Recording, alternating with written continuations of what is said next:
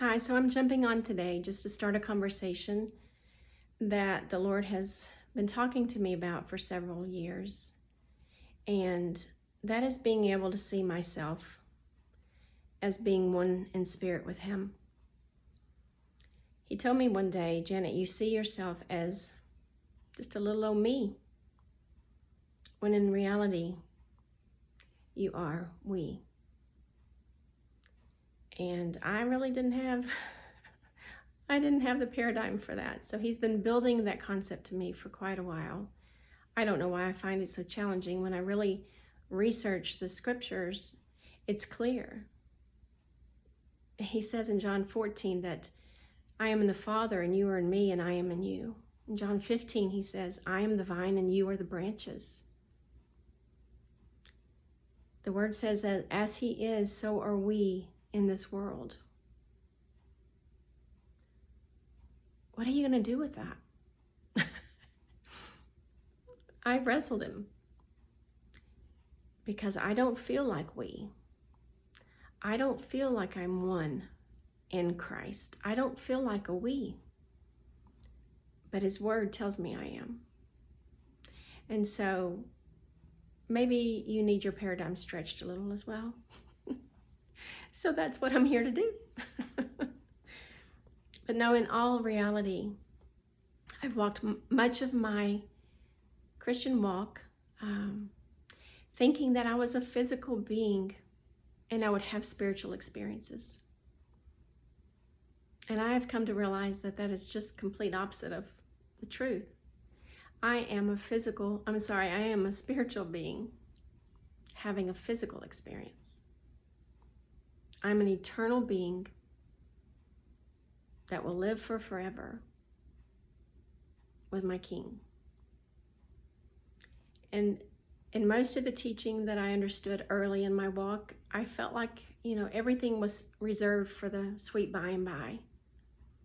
And I have realized that that couldn't be further from the truth. From Genesis to Revelation, it's clear that the Father wants a family and that Jesus wants a bride. It's undisputable. His relentless love has given us everything we need for life and godliness. It's a done deal.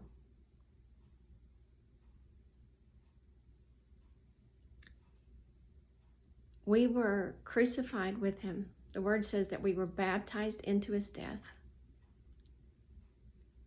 And we rose with him as he was resurrected into new life.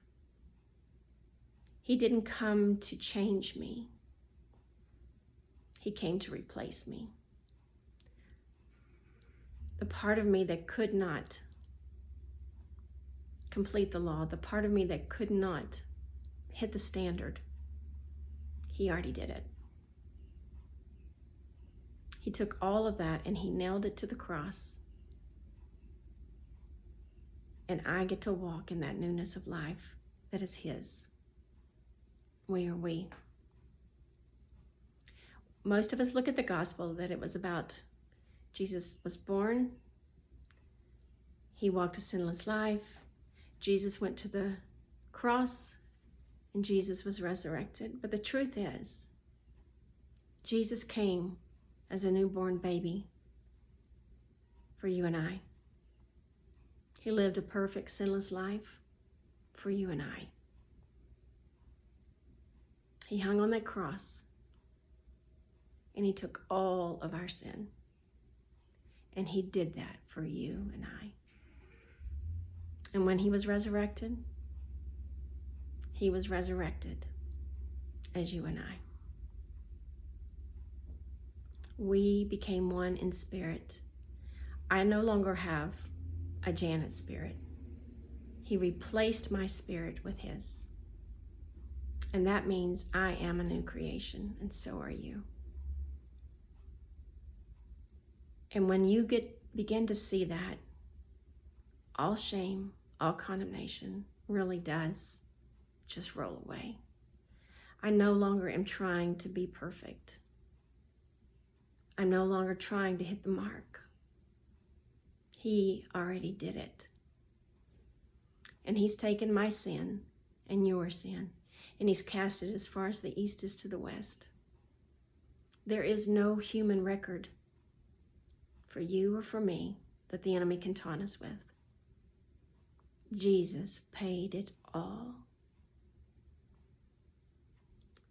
And that frees us to just be able to abide. John 15 says, I am the vine and you are the branches. A vine and a branch, they're all meshed together, right? That energy source that comes from the root, that comes from the vine, flows out into the branches. It's impossible to separate. Where would you separate the branch? Where would the cut be?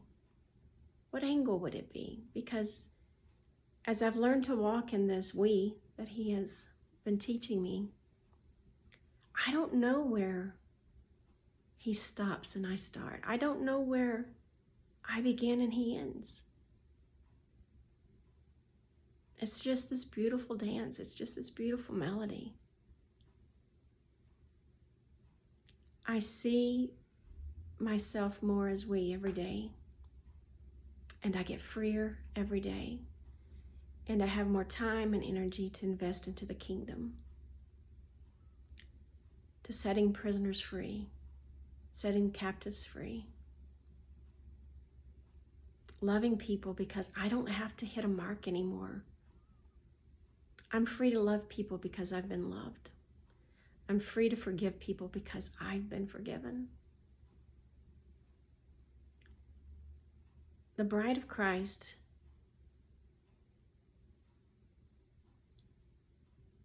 is the delight of his eye. He's become one with us. That's the mystery that's talked about in Ephesians 5.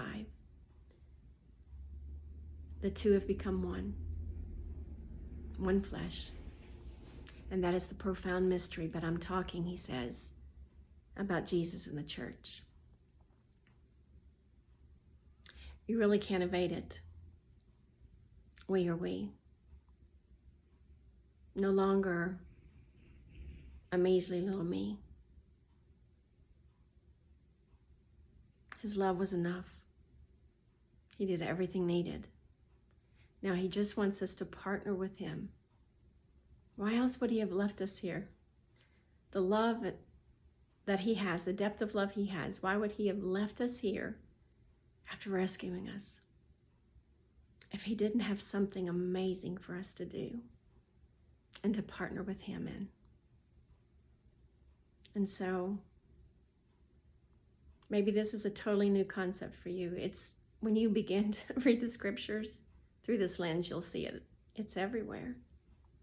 It's just so foreign to our ability because we still see ourselves as physical beings trying to get by to the sweet by and by.